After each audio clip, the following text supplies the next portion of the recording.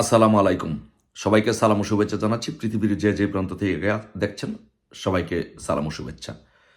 So আমরা একটি জিনিস বিভিন্ন পত্র-পত্রিকায় এবং নিউজের মাধ্যমে দেখতে পাচ্ছি যে, এই সমন্বয়কারীরা, ডক্টর ইউনূসের এই সমন্বয়কারীরা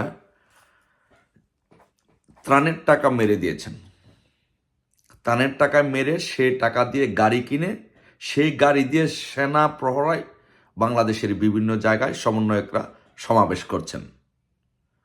সো আমার প্রশ্ন, এদেশের মানুষ, এদেশের জনগণ, এ দেশ ও জাতি জানতে চায়, আপনারা জনগণের কাছ থেকে জনগণ ত্রাণের জন্য বন্যার্তদের জন্য কত কোটি টাকা সহায়তা দিয়েছে, কত কোটি টাকা আপনারা ত্রাণের জন্য তুলেছেন এবং কত কোটি টাকা ডিস্ট্রিবিউট করেছেন এবং কত কোটি টাকা দিয়ে আপনারা গাড়ি কিনেছেন, এটি এই দেশের জনগণ, দেশ ও জাতি জানতে চায়।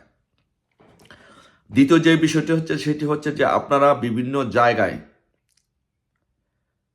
আপনারা যে বড় বড় কথা বলতেন যে পুলিশ ছাড়া মাঠে আসো, পুলিশ ছাড়া মাঠে আসো, এখন আপনারা সেনা প্রহরা ছাড়া, সেনাবাহিনী ছাড়া আপনারা কোনো জেলায় যাইতে পারছেন না, সমাবেশ করতে পারছেন না। এই যে আপনারা সেনাবাহিনীর সহায়তা নিয়ে এবং ডক্টর ইউনূস একটি প্রজ্ঞাপনের মাধ্যমে সমন্বয়কদেরকে,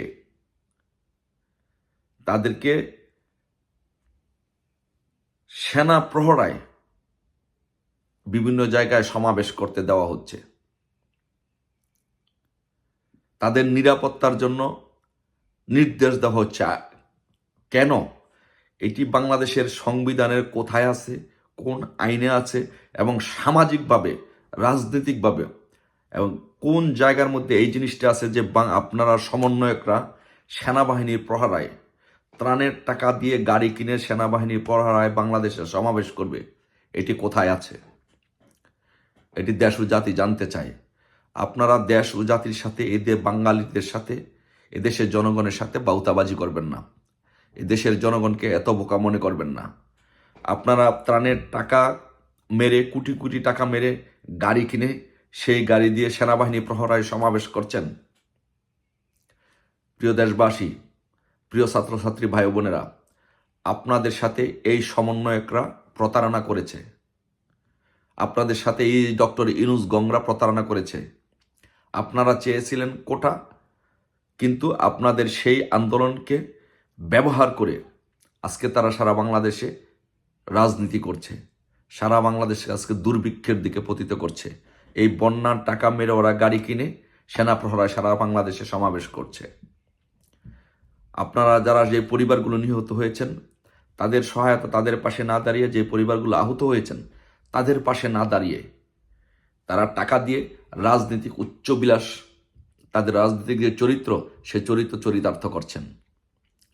তাই আপনাদের সাথে এই দেশের জনগণের সাথে এবং আমার কোমলমতি ছাত্রছাত্রীদের সাথে এই সমন্বয়করা, কতিপয় সমন্বয়করা প্রতারণা করেছে এবং ডক্টর ইউনূস প্রতারণা করেছে। তাই আপনারা তাদের বিরুদ্ধে রাজপথে অবস্থান নিন। আপনাদেরকে প্রতারণা করে, আপনাদেরকে হারিকেন ধরিয়ে দিয়ে, আপনাদের কি দিয়েছে? আপনাদের হাতে হারিকেন ধরিয়ে দিয়েছে। হারিকেন। বাংলাদেশে কোথাও কি বিদ্যুৎ আছে? ছাত্রছাত্রীরা পড়ার টেবিলে বসতে পারতেছে? কলকারখানাগুলো সঠিকভাবে চলতেছে? অফিস আদালতগুলো চলতেছে? প্রাইভেট কোম্পানিগুলো চলতেছে? গার্মেন্টসগুলো চলতেছে সঠিকভাবে? বিদ্যুতের জন্য চলতেছে না। এদেশে ব্ল্যাক আউট হয়ে যাবে, কোনো বিদ্যুৎ থাকবে না। কারণ দুর্নীতির, লুটপাটের মহোৎসব চলছে এই দেশে এখন ডক্টর ইউনূসের নেতৃত্বে। ডক্টর ইউনূস একজন বাংলাদেশের একজন সবচেয়ে বড় মাপের দুর্নীতিবাজ এবং সুদখোর। ডক্টর ইউনূস এই গ্রামীণ ব্যাংকের টাকা নিয়ে, পৃথিবীর বিভিন্ন দেশে পাচার করে সামাজিক ব্যবসা প্রতিষ্ঠিত করেছেন এবং রাজার মতো সারা বাংলাদেশে, সারা পৃথিবীতে ঘুরে বেরিয়েছেন। তো এই বাংলাদেশে যদি এক নাম্বার কোনো টাকা পাচারকারী থাকে, দুর্নীতিবাজ থাকে, সেটি হচ্ছে ডক্টর ইউনূস। ডক্টর ইউনূস এবং এই সমন্বয়কারীরা সারা বাংলাদেশের জনগণের সামনে প্রতারিত করেছে। এই বাংলাদেশকে আজকে দুর্ভিক্ষের দিকে ফেলে দিয়েছে। এই বাংলাদেশের জনগণের জাল মানের আজকে কোনো নিরাপত্তা নেই। বাংলাদেশের জনগণ আজ তাদের পরিবার নিয়ে হুমকির মুখে আছে। সো তাই আমাদের সকলের ঐক্যবদ্ধ হতে হবে। এই দেশটা আমাদের, আপনার আমার সকলের।